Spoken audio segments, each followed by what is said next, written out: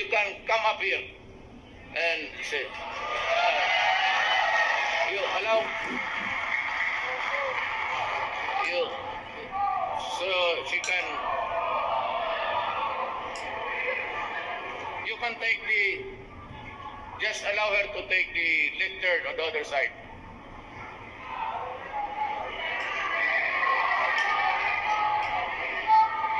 Wala, naka-ward eh.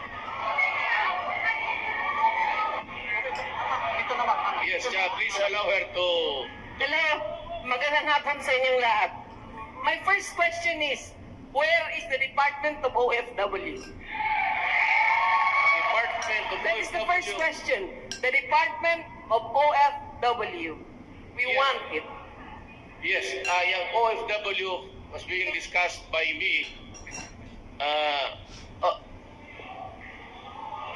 Yung OFW will be separate from the Department of Labor. It's coming, but it will be Congress. Pare, kasali na dahil there will be separate sa mga sailors. Maritime Authority will also be separated. Okay, any question?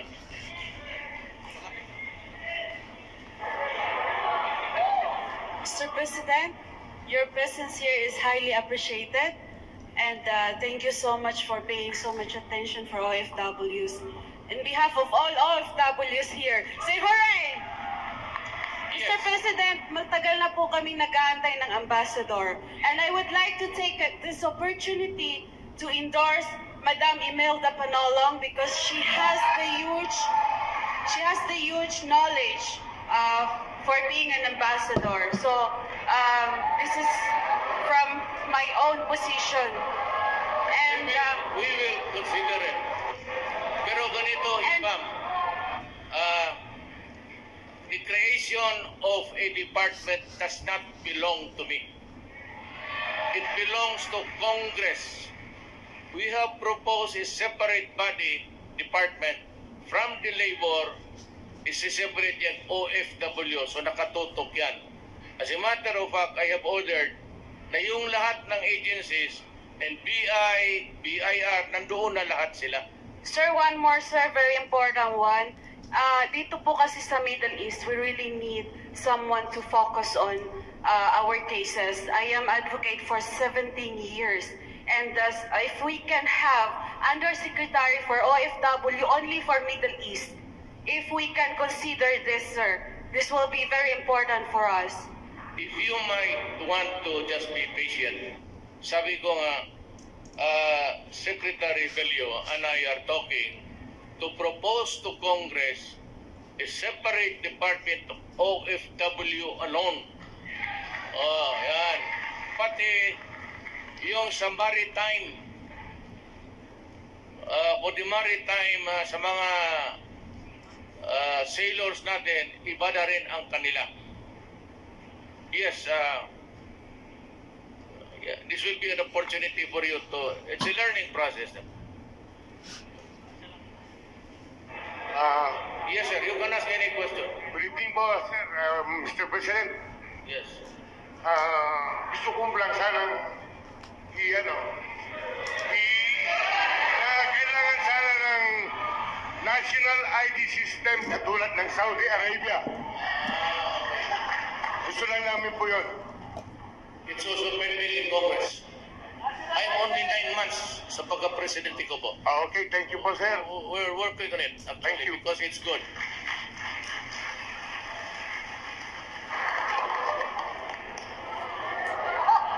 Okay, walang problema.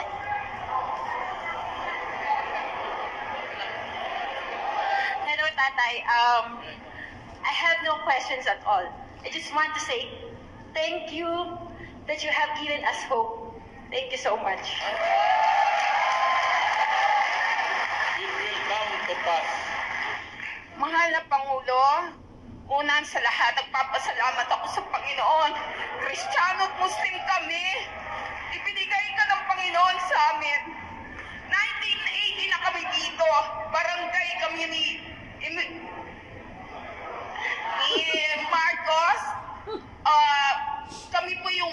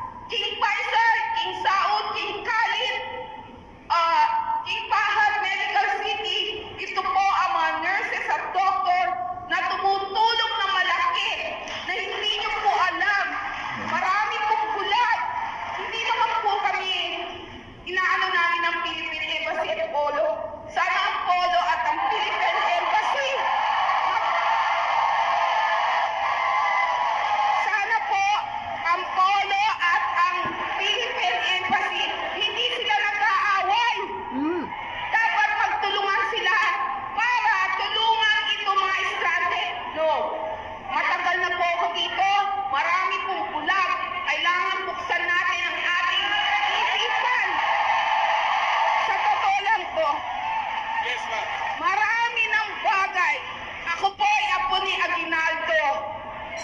Ito po hinihiling ko at ako po'y nagpapasalamat po rin kay Alina Articulo, ambassador ng mga nurses dito sa King Faisal Hospital.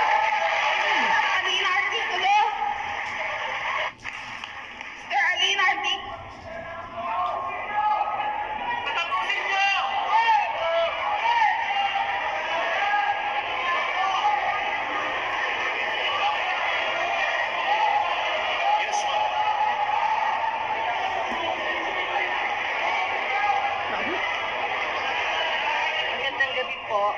Pangulong Rodrigo Duterte. Ako po si Alina Articulo. Presidente po ako ng Philippine Nursing Association dito po sa Riyadh. Ako po 22 years na po dito. Ganun din po na tumutulong sa mga stranded. Siguro po maganda na mas kami pong mga citizen mag-promote ng partnership sa ating gobyerno. Maganda pong nagsasabi tayo ng ating mga issues and concerns sa ating presidente. Pero sana tinatanong din po natin kung ano din po yung ginawa po natin para makasuporta sa kapwa Pilipino. Ma'am, let me announce that hindi ko lang sinabi ito sa inyo, pero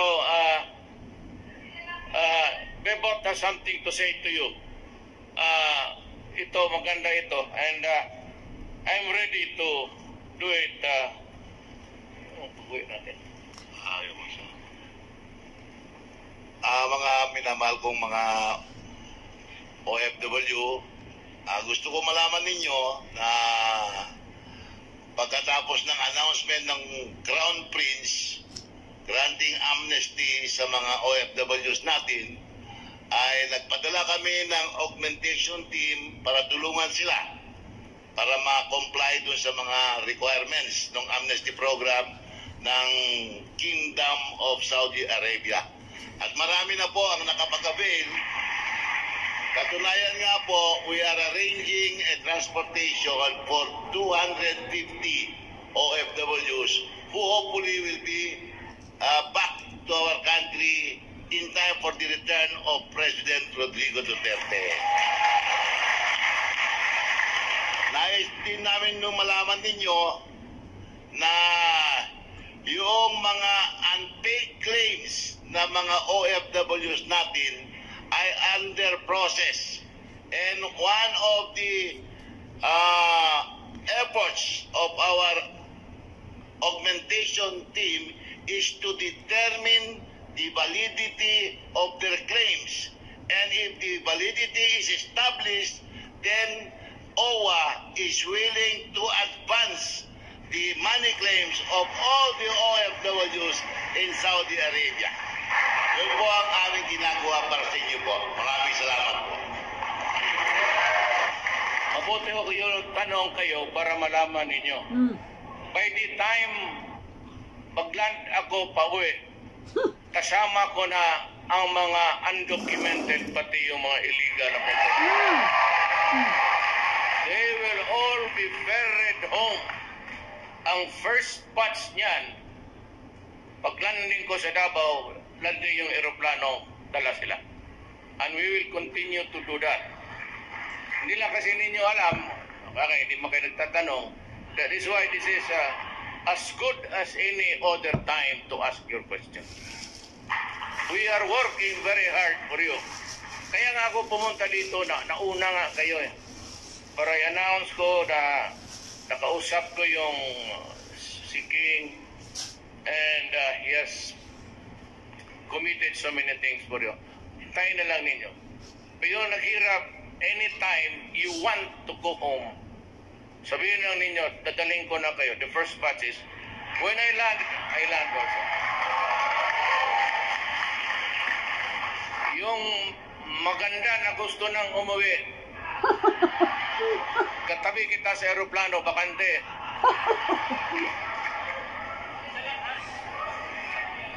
Yes, I'm willing to answer your question. Wala kaming hangarin dito except your welfare. That is why this is my first destination. Assalamualaikum, Mr. President. Alaikum salam. Ako po si Mr. Said Ali Malik. Ako po yung Secretary General ng Duterte Middle East Movement, which is now Diversified Movement of Empowered Migrants. Heart-to-heart question po, Mr. President. We have been usually addressed as modern-day heroes.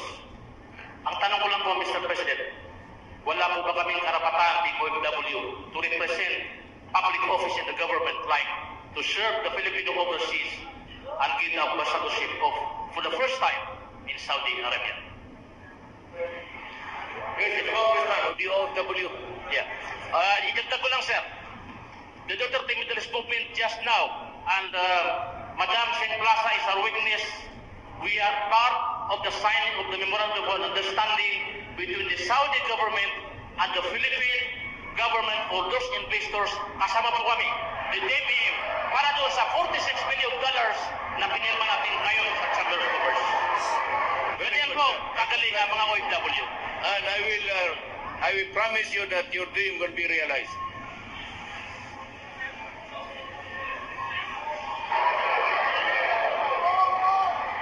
I am good until 3 o'clock in the morning.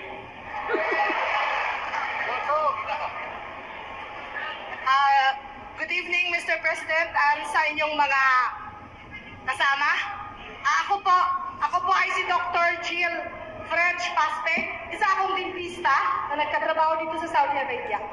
Nagpapasalamat ako dahil sa isang executive order galing kay President Gloria Arroyo noon na nagsasaad na ang lahat ng mga Pilipino dito magkaroon ng special professional license examination. Yung mga hindi pumasa na pumunta dito, yung mga engineers, nurses, mga dentists na nag-work as dental assistant, na mabigyan sila ng exam dito ng PRC. The problem, sir, ganito, ang problema ng mga dentist, hinaing ito ng mga dentista. The first 2 years, pinagbigyan kami. This year, hindi kami pinagbigyan. Nagtataka kami, sumulat kami. We have around 30 ready dentists to take the examination, the licensure. I-refuse kami ng PRC. Dahil daw ang aming Dental Board of Examinees, busy daw sila. Isin pwede na busy sila. May mga overseas Filipino dito na gusto makuha ng exam. Ni-refuse kami.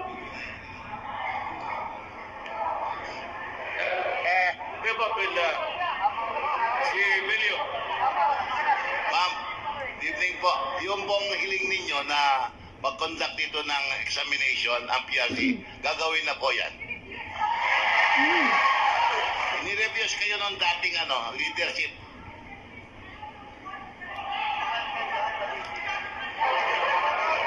Lahat ng PRC po, gagawa na lahat ng paraan. No? Dito gagawin para sa inyo. Hindi, gagawa, isasama natin ng dentistry. Diba? Lahat to professional dito na. Kaya yan, na matagal na ho yung pinaplano namin para sa inyo. Everything that would make you comfortable here will be done by your government.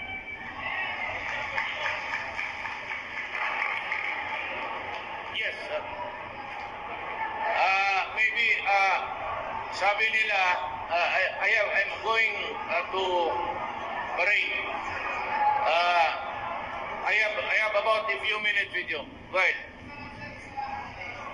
The boss. Last 3 questions, ha? Bigyan mo natin yung pinaka matanda na babae. Pero kanina, yung babae.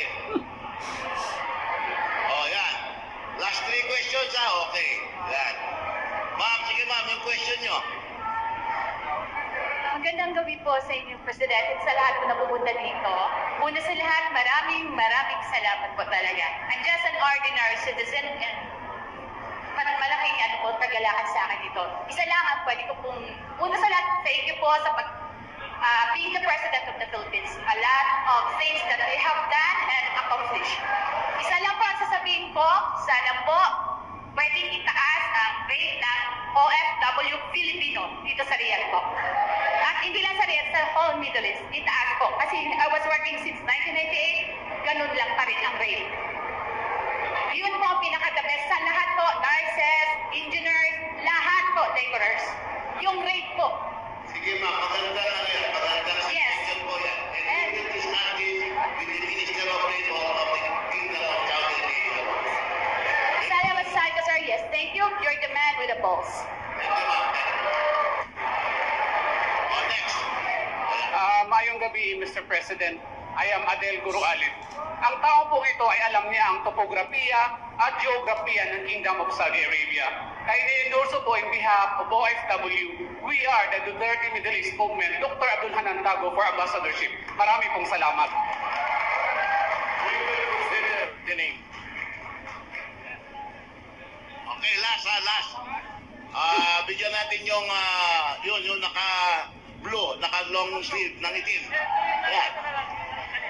Ikaw. Ay sir, Tatay Tigong, magandang gabi po. Welcome to Saudi Arabia. Ako po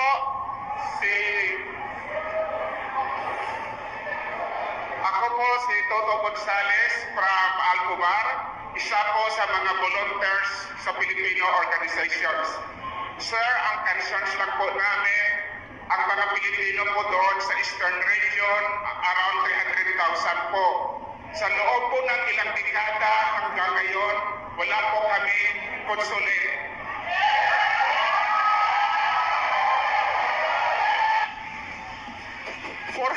Kilometers po yung travel namin mula sa Khobar papunta sa Riyadh. At yung budget po ng embassy ngayong taon, binawasan pa po. Kaya hinihingi po namin sa pamagitan mo po, magkaroon po sana ng consulate or anything na magkaroon po kami ng hindi. Sige, Tatay Tigo, maraming salamat po.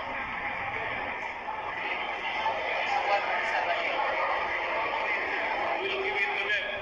Bigyan ninyo ako ng 3 buwan and you will have it.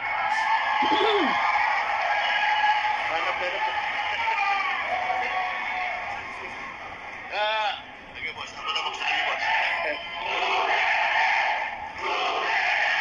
Ayun. Ang aking flight is overdue. So, kailangan nakaligid na ako. I have to go. May meeting pa ako sa government official dito. Mga kababayan, may nagbigay ng instruction si Presidente Duterte sa embassy na ituloy ang dialogue with all of you. Open ang embassy at ang polo office to discuss with you all your problems. Maraming salamat po.